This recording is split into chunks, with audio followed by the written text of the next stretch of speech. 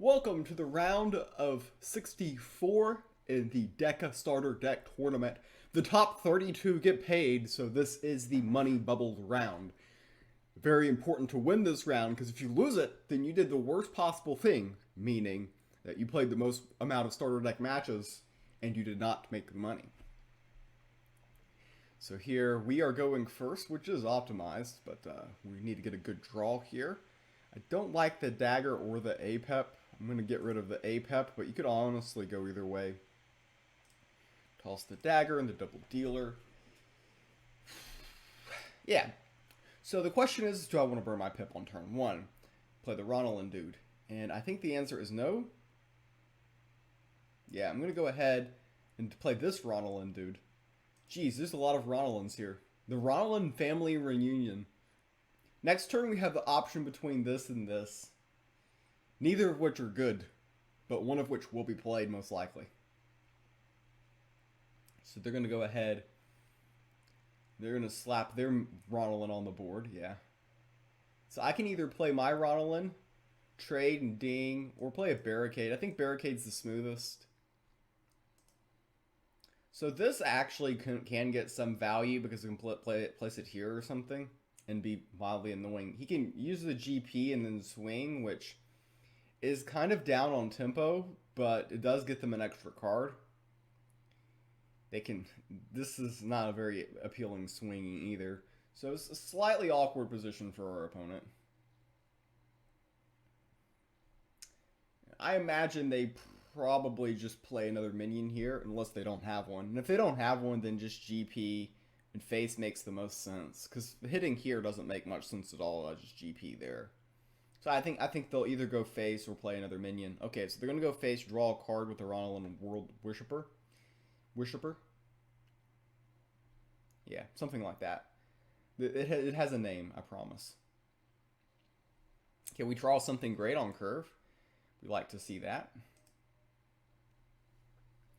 So it's a bit down tempo for them to just GP and just use this as a card draw farm. So it'll be interesting to see how they handle this next turn. They probably would like to kill the Vault Vagabond, but it probably isn't very convenient. Like if you GP here, then you've only got 1 mana. I guess you could play an Axe Woman, give that an Axe Woman up, go face. That is an option for them. But they are going to make this disappear. And are they going to kill the Vagabond is the question. Do they have an Axe Woman? They go face with this, not a surprise, drawing an extra card. They're getting the value out of this. Kind of allowed it to happen. They're trading there, which is smart because I have the Uncanny Rogue. And this thing is mildly annoying. Bard Portfolios isn't a bad top deck. Let's see what the top card of our opponent's deck is. It is Bedeviled Shadow, also not a bad card. So we're going to go ahead and we're going to play the Bard Portfolios. We're going to play our own Ronalyn World Whisperer. Now, they can attack here into the Barricade, and this has flank it, and this can kill this. This guy would still live in that scenario, though. So we're going to be getting value out of our Ronalyn, and basically we're all drawing lots of cards. But they should definitely attack here into here, here into here, utilizing the flank aspect of the Glider Assailant. We did get 1 card off of the Vault Vagabond, so we can claim that we accomplished some things today. I fully expect them to attack here into here, which leaves us with 1 health, which means I probably can Orpheus Distraction here, play Bedeviled Shadow, and end up drawing a card with Ronalyn World Worshipper next turn. I think this is an overall pretty solid situation. We're both getting additional value, so our plays are more likely to be less terrible than they normally would be because neither side has denied the other one of achieving value. Interesting, they're using the ransom, which means they can do this and this. Not sure they really accomplish much by doing that, though. So I can GP here to get that off the board, Bedeviled Shadow to get that on the board here. And playing this for 5 was another option, but it just doesn't feel appealing. I always had the option of playing this eventually. And we have a decent board presence here.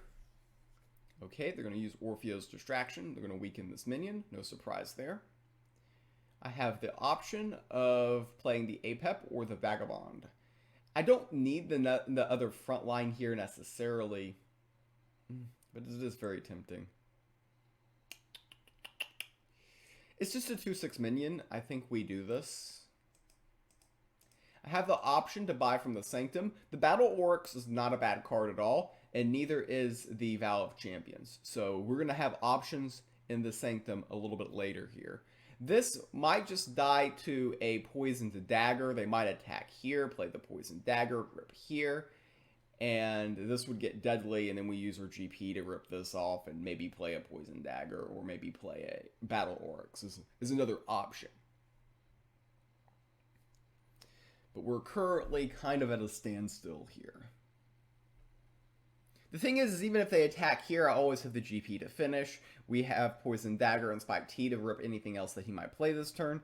So we're sitting, I would say, pretty good. We have kept the momentum from the first turn advantage, and we'll have the option of the first pick from the Sanctum. It doesn't mean we will exercise that option. So they will be able to get the favor here. They can buy the Battle Oryx if they would like by attacking face with the Makeshift Shiv. And that's indeed exactly what they did. And they bought the Battle Oryx. Very interesting. Double dealer, but look, they've got 5 cards in hand, and I'm not lacking for cards. So we're just going to go ahead, utilize the dagger to protect my board. And we're undecided on what we want from the Sanctum yet. We've got options, and options are a good thing. One interesting thing I can consider next turn is using the Uncanny Rogue on the Apep's Doomcaller. Apep is normally the creature that gives all my other stuff deadly, but it actually can get deadly itself, which is intriguing to me.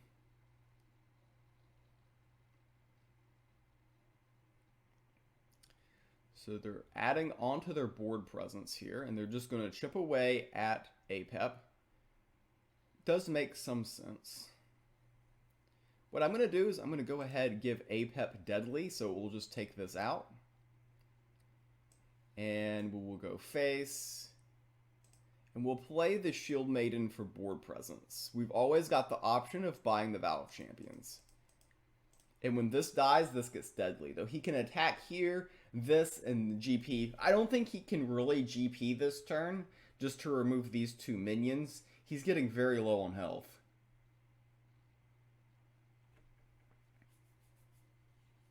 I mean, I'm already to the point where you buy Rune of Strength and just hide GG. Like, it's pretty much almost that simple.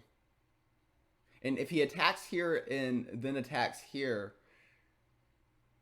I guess we only get him to 1, but I mean, that can't be very pleasant for him. Yeah, we're just ahead there.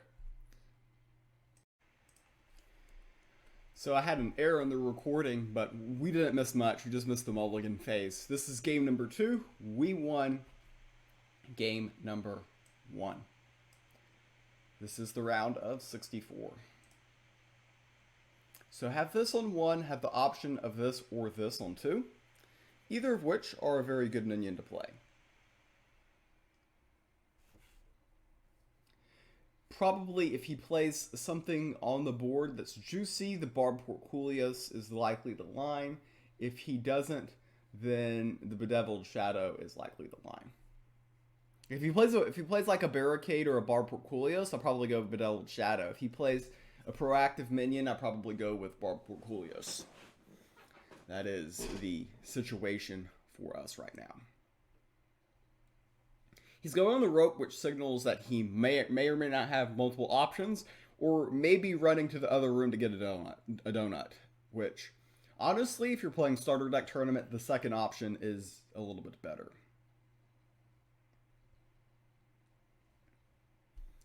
Okay, so they play this. I'm going to go ahead and go with the Bedeviled Shadow here.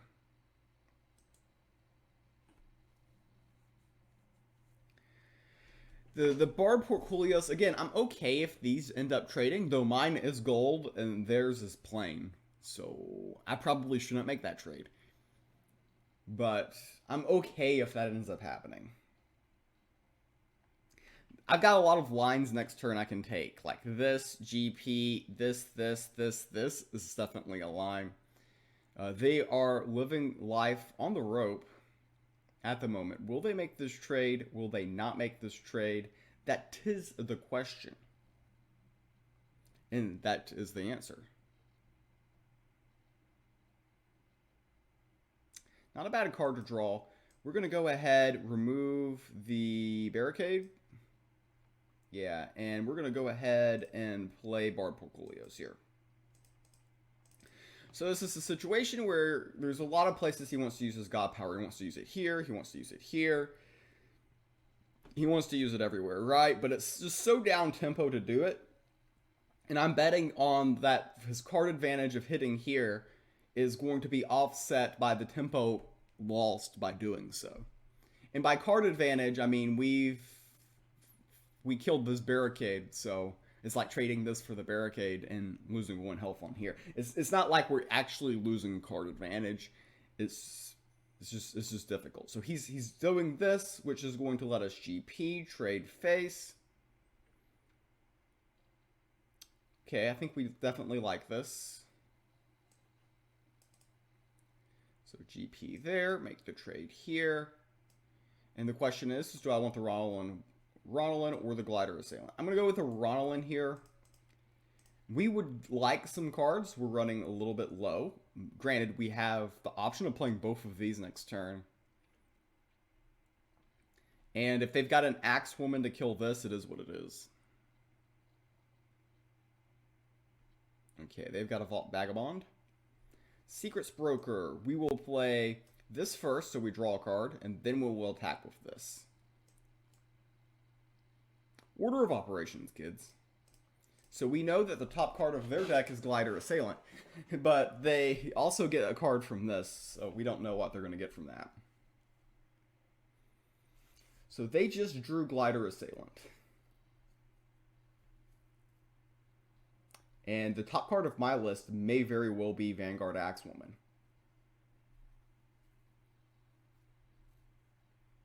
Because they slapped that down quick. And we know they have Glider Assailant, so we know that our Axewoman can just go into the 3-2 eventually, right? Ooh, that was a good turn for them. Very good turn for them. Dagger was the top card of my list. I guess we'll remove this to prevent them from gaining more. Have the first pick in the Sanctum. I'm going to pick up the Shield Maiden, but I'm not going to play it yet. I'm going to play the Glider Assailant first. Very likely that next turn we do this and this. Unfortunately for us, the Rune of Fire is a better card than the Shield Maiden, which I picked up. So the picking first from the Sanctum advantage is not working out as well, especially because they're pretty close to us on favor. That they probably won't be able to get the Rune of Fire this turn. But yeah, anyways, it is within the realm of possibility of them eventually reaching it. Okay, hitting there. Certainly a line. Double Dealer's fun. I can nuke their hand pretty much. I think it's better for me to get more on tempo here. For them, it's just so off tempo to GP this minion. So they can GP here, attack here. They can buy this. You could have argued me running this into here, but I mean, I don't know. Is it? Do they have time to do what they're doing? That is the question I'm asking, and I guess we'll get the answer. Because they are wasting quite a bit of time here. They can hit here, they can buy this. These two plus this end up trading, and then what for my opponent? That is the burning question. I think they hit here, they buy this, they hit here, then they play the Glider Assailant. We know they've got one in their hand. And then they're left with 3 cards in hand. I can play Double Dealer and nuke 2 of them. Do I have time to play double dealer, or should I be more fighting for the board? That is the question.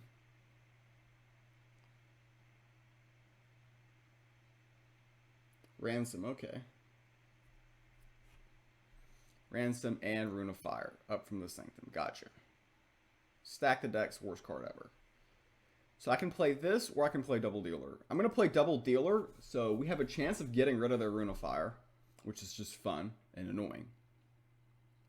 And it's just very awkward for them to continuously just ping away at this. So we are asking a little bit of a question, and well, they'll get a card right back from that.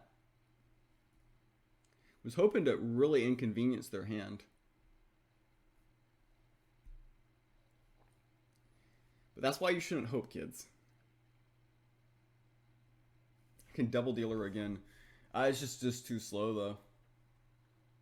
It is just way too slow.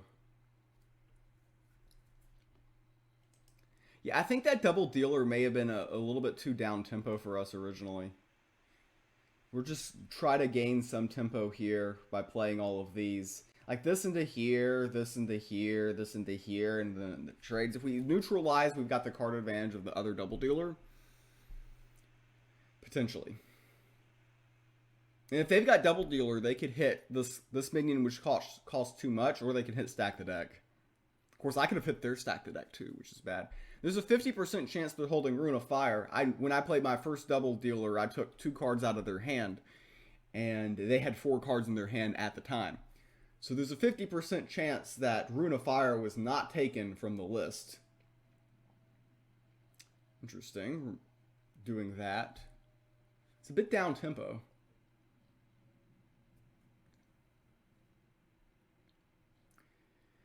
They're going to go face. Okay. Do they have the Rune of Fire?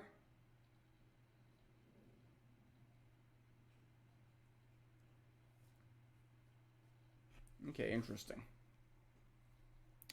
So I want to flood the board wide here, so we're going to go ahead and play Apep and Ronalyn and sit.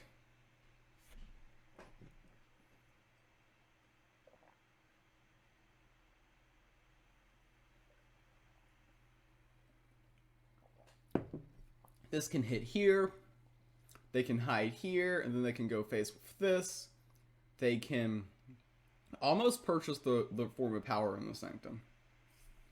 If they've got another trick, they can. Okay, they're going to hide Apep.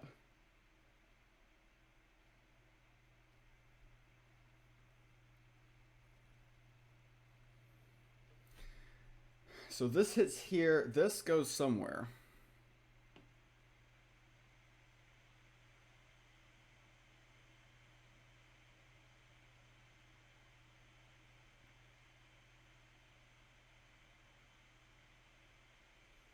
Where does this want to go? It wants to go here. Okay.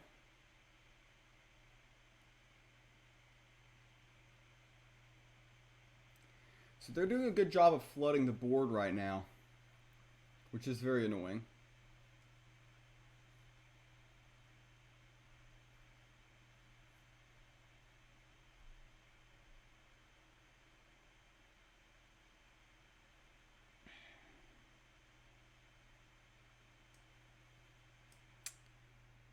That hits there.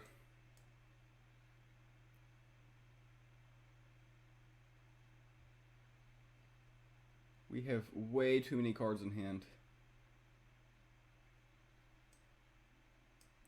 So I don't think I had time to play the God Power, so I'm just playing this instead. Our hand was just not very good cost-wise. When this dies, which this attack is almost happening, these two do get deadly, which is very annoying for them. They will get card draw advantage out of this, and they have the next pick in the Sanctum, which means they probably get the form of power. But they pretty much have to attack there, yeah. And now these two get deadly.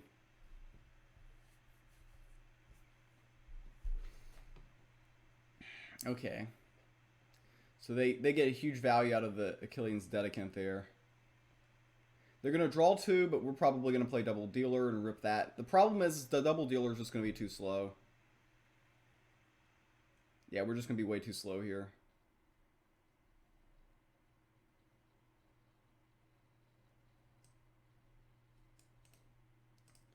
So we get rid of the last 2 cards from their hand. I don't think it's going to matter.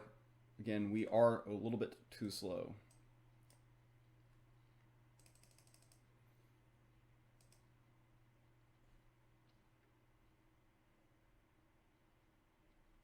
So they just go face and they can just flat out race us here. Pretty simple line for them from their standpoint.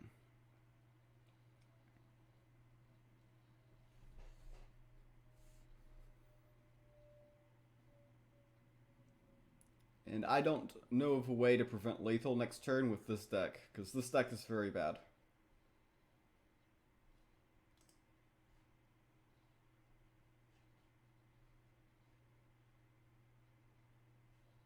Yeah, that's not enough.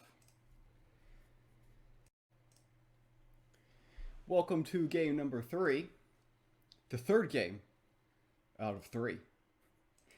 Mathematics.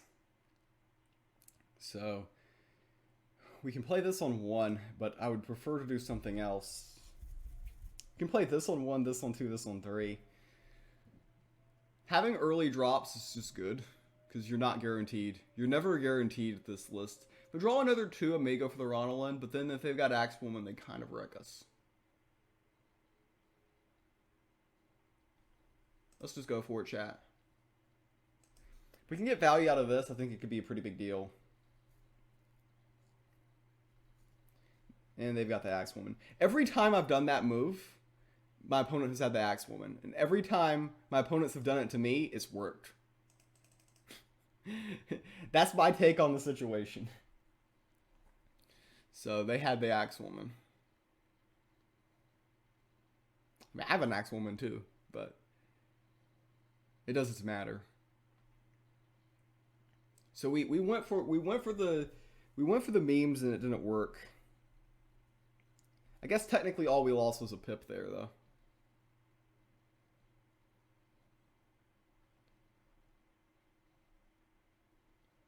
So I'm going to push damage face, try to claim the initiative, play another minion here. I mean, we are giving them the option of this and this, but we have the Axewoman for this, so are we feeling really terrible about that? Probably not. Go face, collect 3 favor, and let them play defensively.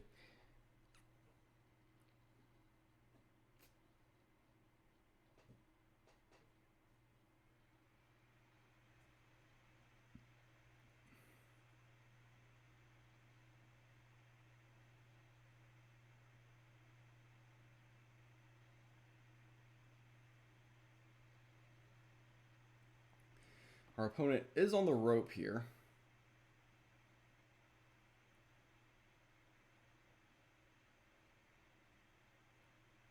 They are taking their time. They claim that they have a lot of options in their hand. They might be disgusted at them, or they might be excited about them. I don't know which.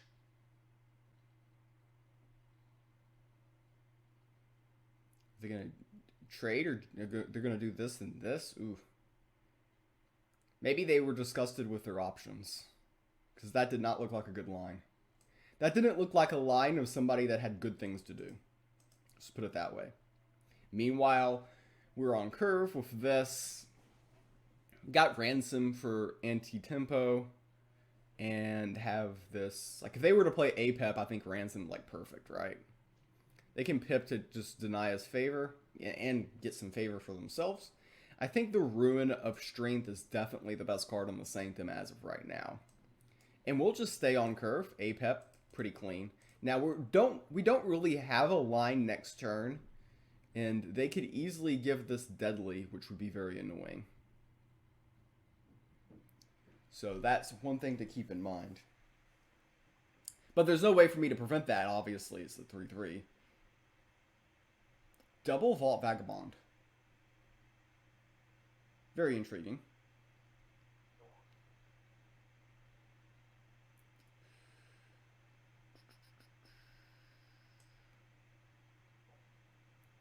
So what I'm going to do is I'm going to hit there. And I'm going to put the Rune of Strength on right here. And kill that. So we're going to give him nothing from the Vagabonds. And just continue to flood the board. We're keeping the initiative here, which is good. And now this minion has a little bit of extra juice to it. It doesn't even die to Spike T, which is kind of disgusting. Normally, when you play the Rune of Strength and try to get value, you're at risk of getting destroyed by Spike T. Here, he pretty much needs the Poison Dagger to kill this and then trade here. But we still have board initiative, even if he does that. And if he doesn't, then that's not good for him. So he can attack here, GP here, and here. It's an option.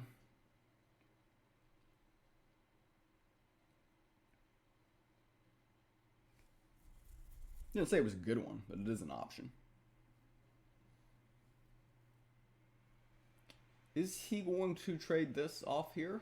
Or is he going to go face for favor? He's gutsy. Because I don't have to do anything here. In fact, I don't have a good way to spend mana. So I'm going to do this line. And then, yeah, just go face.